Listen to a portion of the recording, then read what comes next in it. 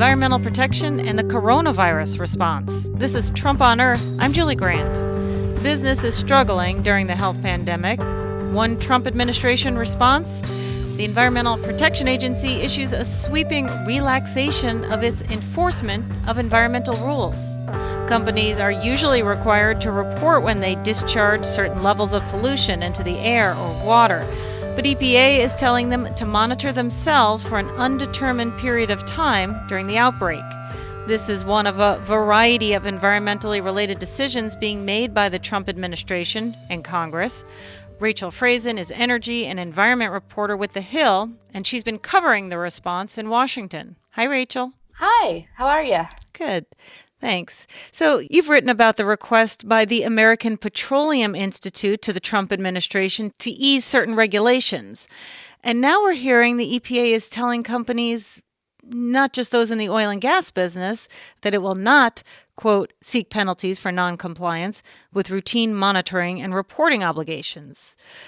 Can you give us a little bit more and what it is telling businesses in terms of environmental compliance? The EPA yesterday afternoon announced that it doesn't plan to seek penalties for violations of compliance monitoring, some kinds of testing, sampling, and other requirements that it has for companies under its jurisdiction. And that follows that request, as you mentioned, from the American Petroleum Institute that was the EPA. And they also wrote to the White House saying, we were short-staffed because all of our workers are at home, social distancing. We need more time to do these requirements, or sometimes we can't meet them. So now the EPA is basically saying that it won't penalize companies, with a few exceptions, that are in violation. And a lot of environmentalists see what it's issued as very broad, and they say that it basically gives a lot of companies a license to not follow the law. Yeah, I mean, the headline itself is kind of jarring when you see the EPA is easing or relaxing environmental regulations. Do we know any more about what they're specifically talking about? Sure thing, yeah. So companies are required to monitor certain things like their levels of leaks or their levels of how well they follow certain regulations. And it's the law that they have to monitor these things. And now if they don't, the EPA is pretty much saying, if we agree with you that your ability to do that monitoring was hampered by coronavirus, we're not going to punish you. There are some exceptions. One is Superfund, which is cleanup for at sites like hazardous waste sites. Another is like water service lines, and also anything that is a criminal violation they are still going to pursue. So this all just applies to civil violations. I see. And so is this what the American Petroleum Institute, the oil and gas industry, was asking for? Yeah, they had a whole list of things that they wanted relaxed. The EPA's memo was not very specific. It didn't really say, whether it didn't get into which kinds of monitoring. So it was just sort of broadly all different sorts of monitoring. API had specifically asked for certain things like deferrals of and flexibility on monitoring of sampling and analysis for drinking water permits, or delays on certain pollution monitoring. And I believe, yes, that a lot of those things are going to be covered by this EPA regulation if API member companies can show to the EPA's satisfaction that they were affected by coronavirus.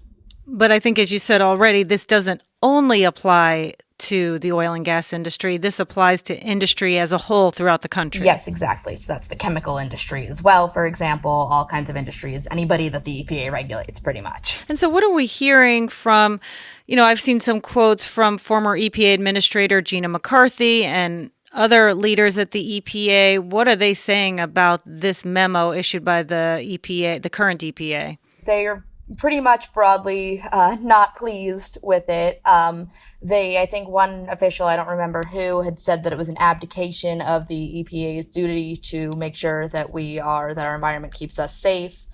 Others are saying, that it's just too broad, that, of course they can be understanding about certain environmental things, but this is just way too sweeping, way too broad, way too vague about what it will and won't monitor. And they're A lot of EPA officials, especially Obama-era officials, are not pleased. Yeah, and what is the concern there? Is it pollution in communities? Is it public health? What are the concerns? Yeah, I mean, all of the above. A lot of people see this as just instituting, an honor system here, whereas companies are now just sort of expected to monitor themselves, make sure that they're keeping in compliance, and they won't seek penalties. So now that there's no penalties, a lot of folks are concerned that these companies won't have any incentive not to pollute or not to harm public health. Now, you did do some reporting around when the American Petroleum Institute wrote this 10-page letter to President Trump asking for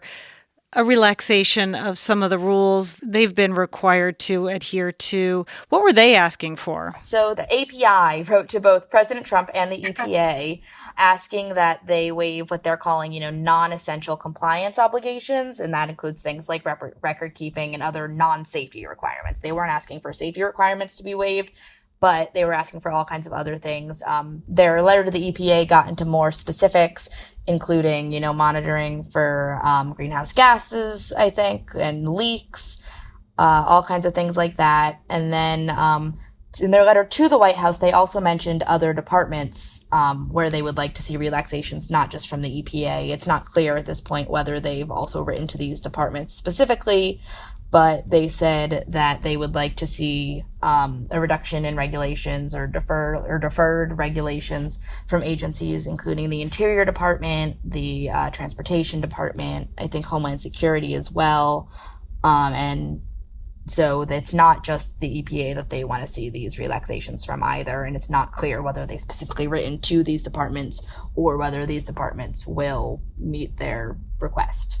Based on the EPA's response that we've been talking about, is that a response to the API's request, from EPA at least? I mean, at this point, we can't say, they haven't come out and said, per API's request, and API, as far as I know, has not said, because we got the EPA to do this, so we can't say for sure, but what we can say is that this happened just a couple of days after this letter was sent to them. Yeah.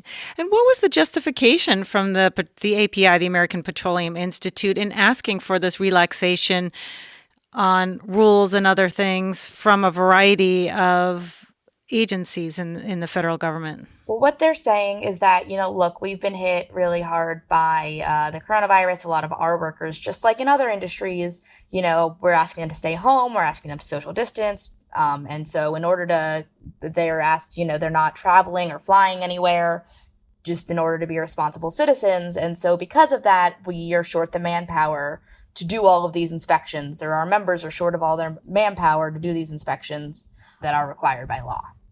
But if they are not doing all of these inspections, what are the concerns? That these just aren't going to be done, or that if there's I've seen some things in the news that are saying, hey, the EPA has just abdicated its authority. It's just given up its authority over these businesses, and in some cases handed it to the states or to the businesses themselves. Exactly. Well, now it's up a lot of the times, like you said, it's up to the businesses themselves to do this monitoring, whereas they used to have to turn in records to the EPA. And so if you monitor yourself, it might not be as stringent. It might not be as strict. You might say you're doing a great job. Same way, in school, if a kid gets to grade his own test, I'm sure he'll give himself an A. So I think that seems to be the concern here for people, is that these companies might not monitor themselves as strictly if they don't have to do it, or if there's no penalties for not doing it. Now, if there were some kind of large emergency, say there's a big oil spill or some kind of an explosion, is EPA still in control there? Can EPA still step in? Yes, I think that the EPA still has sort of its authority. It's just sort of temporarily telling companies to monitor themselves. I think that a bigger spill like that wouldn't necessarily fall under this monitoring compliance. But these are the kinds of things that people are coming to understand what they've actually said, and sort of what's been described as a sweeping memo. Yes, just because there aren't specifics, it doesn't say, okay, in these specific cases, the compliance will be waived. They're just sort of saying broadly, if you can show to our satisfaction that coronavirus has impacted your ability to meet these requirements, we're not going to penalize you. So they're not saying, in specific cases, if a specific worker is sick, or if you've lost X number of your manpower, or if it's just sort of a broad if you can show you've been affected. So because I think the lack of specifics there, the lack of requirements, or the lack of criteria. Let's continue talking. You've written quite a bit about the oil and gas industry. One thing President Trump has been pushing for was the purchase of millions of barrels of oil. What is he asking for, and what has been sort of the administration thought on why they would do that? So President Trump has said that he wants to fill up the Strategic Petroleum Reserve, which is basically an emergency supply of oil for the U.S.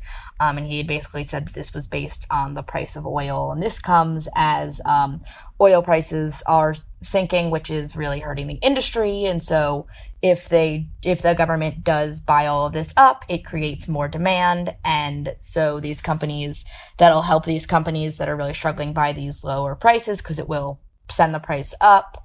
The other thing that they're saying is that it will help taxpayers, because they'll be buying oil at lower prices than they normally would. So they'll be able to get this oil for storage cheaper. Right. And so I think a lot of people might not be familiar with the Strategic Petroleum Reserve. And you mentioned it already, but can you talk a little more? What is that? Sure. It's just basically an emergency supply of oil, millions of barrels just sort of sitting around, so that, if there ever was an oil shortage, the U.S. could go to the supply and use it to continue to power the country.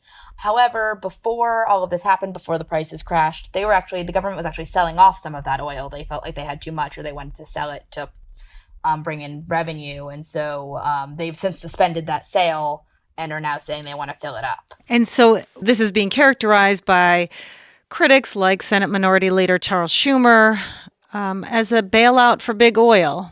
Why? Why are they calling it that? Well, the oil industry would benefit from it. They would get a big boost because like I said, prices would go up because demand would increase. So this would be the government essentially giving money to oil companies. That being said, the Republicans in the Trump administration are pushing back on that characterization as a bailout to big oil. They're saying, they would like to purchase it from small to mid-sized refiners as well. But Democrats are questioning why they're giving money to the oil industry at all, especially, instead of clean energy producers. Yeah. So is this where I've heard this kind of discussion or this kind of debate going on that we shouldn't be giving money to big oil right now? We should be giving money to renewable energy and sources like solar and wind. What's happened with that sort of back and forth? Yeah, I've heard it floated, the idea of including, a tax cuts to wind and solar energy in the stimulus bill. I don't think that ever got much traction. I don't think anyone ever actually was proposing, any lawmakers were actually proposing that. But there were a couple of calls to add those tax credits in a stimulus package, but I don't think it gained much traction. But that is one thing that's been floated out there, because a lot of environmental groups, I think, are sort of seeing this as an opportunity to sort of shape a cleaner energy future as we're passing all of this legislation. And so let's go back to the purchase of oil right now for the Strategic Petroleum Reserve. Where does that stand now? What's happened with that? Just for the time being, it doesn't seem like it's going ahead. The Department of Energy, they had put in a solicitation to purchase, I believe, 30 million barrels of oil. They've since withdrawn that solicitation, saying, look, Congress didn't appropriate enough funding for this. But if at a future date they appropriate more money, we will resubmit our proposal. And that's not out of the question. It could be added to a future stimulus package. It doesn't look like it's going to be in the one that's slated to pass the House today. But, Republicans could try again to get it into a future package, or try to get that funding to the Energy Department in some way. But for the time being, it looks like that's sort of been put on hold. You mentioned that, and I'll say again, we're talking Friday morning. The House is slated to vote today on this $2 trillion coronavirus relief package or stimulus package. When we hear about an emergency aid package to bolster the oil industry, is this what you're talking about? Is this the purchase of oil for the reserve that you're talking about? Or is there anything else that's considered kind of an oil industry bailout in this package? I would say that's probably the biggest piece, and that's the piece that most directly impacts the oil industry, is this $3 billion for the Strategic Petroleum Reserve that is not in the package that Democrats sort of successfully negotiated out of there. There is one other thing that is facing some criticism from Democrats is a $500 billion generic corporate assistance program that's part of the sort of package overall. And that's not specific to the oil industry, but I believe that oil companies would be eligible for assistance just like any other company.